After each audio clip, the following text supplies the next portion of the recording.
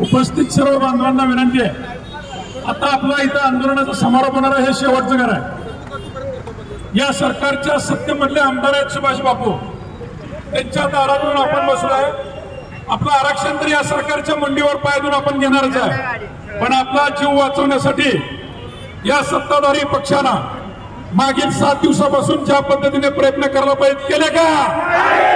या सरकारचा निषेध, कोंबडी चोर नारायण राणेचा निषेध, छगन भुजबळचा निषेध, या सरकारच्या कराचं काय? आरक्षण आमच्या हक्काचं। अरे कोण म्हणताय देत नाही? अरे कोण म्हणताय देत नाही? बांधवांनो, यांना संपर्क केला असता पूर्वनियोजित दौऱ्यामुळे हे बाहेर गावी आहेत, त्यांचे प्रतिनिधी इथं आलेत।